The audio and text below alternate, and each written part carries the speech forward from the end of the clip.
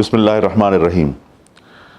اسلام کا پیغام جو نبی اکرم صلی اللہ علیہ وسلم نے دیا تھا وہ معاشرے کے مظلوم، مجبور اور بے بس عوام کو حوصلہ دینے کا پیغام تھا۔ مشرکین مکہ مراعات یافتہ طبقہ تھا، انہوں نے ظلم و ستم کا بازار گرم کیا ہوا تھا۔ آپ دیکھتے ہیں کہ غلاموں کو وہ کس طرح سے ظلم و ستم کا نشانہ بناتے تھے۔ بڑا مشہور واقعہ ہے، سیدنا بلال حبشی کو مکہ کے بازاروں میں گھسیٹا جاتا تھا۔ حضرت خباب بن ارت ایک لوہار کی بھٹی میں کام کرتے تھے، ان کے جسم کو لوہے کے راڈ سے داغا جاتا تھا۔ آپ دیکھ لیں کہ یاسر کا خاندان، عمار ابن یاسر اور یاسر اور ان کی بیوی، ان کو بے دردی سے اتنا تشدد کا نشانہ بنایا گیا کیونکہ وہ معاشرے کے پسے ہوئے طبقات میں سے تھے۔ تو نبی اکرم صلی اللہ علیہ وسلم تشریف لاتے اور فرماتے اصبروا یا آل یاسر، اے یاسر کے خاندان صبر کرنا۔ تو یہ وہ لوگ تھے جنہوں نے اسلام کو قبول کیا۔ یہ جو باقی مراعات یافتہ طبقہ ہے وہ تو فتح مکہ کے بعد آئے ہیں، وہ تو ابو سفیان کے اسلام لانے کے بعد جو اس کی حویلی میں آ گئے، فرمایا وہ بھی محفوظ ہیں، ورنہ شروع میں تو وہ لوگ آئے ہیں کہ جنہوں نے ظلم و ستم برداشت کیا۔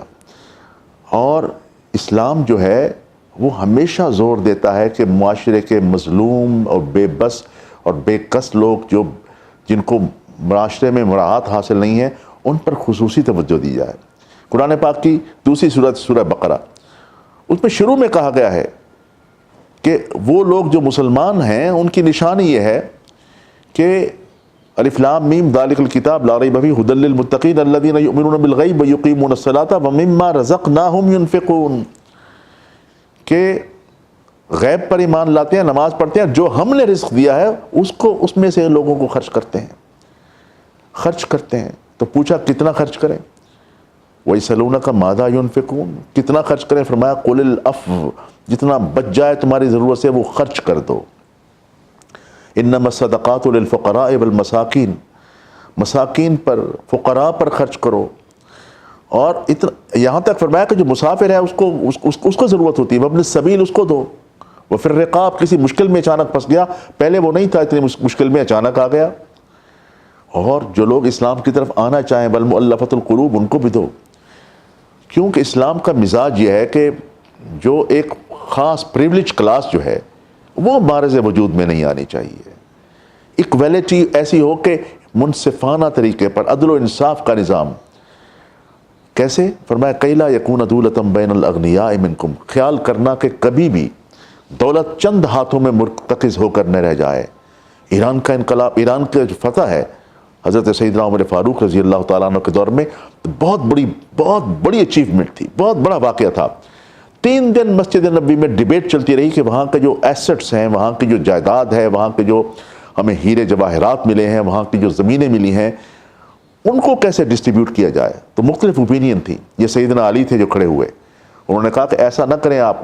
کچھ لوگ کہتے تھے کہ وہاں سے جو جنگ لڑ کر آئے ہیں ان کو دے دیں، تقسیم کر دیں۔ تو آپ نے فرمایا آپ ایک کلاس کو کریٹ کرنا چاہتے ہیں کہ وہ ساری زمین ان کو دے دیں؟ کہا نہیں، زمین جو ہے وہاں کا، چاہے وہ مسلمان ہوا ہے یا نہیں ہوا، مسلمان ہوا ہے تو اس کا عشر دے گا، مسلمان نہیں ہوا تو جزیہ دے گا۔ زمین وہاں کے کاشتکار کے پاس رہنی چاہیے، اسٹیٹ کی پراپرٹی ہوگی، لیکن زمین اسٹیٹ کے بہاف پر وہاں کا کاشتکار اس کو آپ بے دخل نہ کریں۔ ہاں یہ ایموویبل ہے، جو موویبل پراپرٹی ہے اس کو بھی آپ امیر المومنین کی ڈسکریشن پر ہے کہ وہ کہاں کہاں خرچ کرتے ہیں۔ اسلام تو ہمیشہ یوں بات کرتا ہے۔ آپ دیکھیے نبی کریم صلی اللہ علیہ وسلم کی پسندیدہ دعا کیا ہے؟ فرمایا اللہم احیینی مسکینا وامتنی مسکینا واحشرنی فی زمرۃ المساکین۔ پھر سنیے ایک دفعہ، اللہم احیینی مسکینا وامتنی مسکینا واحشرنی فی زمرۃ المساکین۔ یا اللہ میں ایک مسکین کی طرح زندگی گزارنا چاہتا ہوں، مسکین کی طرح اس دنیا سے جانا چاہتا ہوں، اور قیامت کے دن بھی میں غریب اور مسکین لوگوں کے ساتھ کھڑا ہونا چاہتا ہوں۔ یہ ہے ہمارے نبی صلی اللہ علیہ وسلم کی سیرت، یہ ہے اسلام کا پیغام، یہ ہے اسلامی انقلاب جو لوگوں کو بتانا ہے۔ اسی وجہ سے پاکستان کے عوام خاص طور پر یہ اسلام کا نام لینے والوں سے متنفر کیوں ہیں، جبکہ آپ کہتے ہیں یہ اسلام کے نام پر بنا تھا؟ کیونکہ قائد اعظم نے جو پیغام دیا وہ حقیقی اسلامی انقلاب کا پیغام تھا کہ Pakistan would be a democratic state based on Islamic principles of social justice.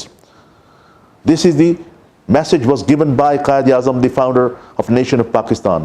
آج ہم اپنے اپنے طور پر اسلام کی تشریح تو کرتے ہیں، لیکن جو غریب آدمی ہے، جو مظلوم ہے، جو مزدور ہے، جو محنت کش ہے، جو دہاڑی دار ہے، وہ کہتا ہے اسلام میں میرے لیے کیا ہے، ہم یہ نہیں بتا پاتے ان کو۔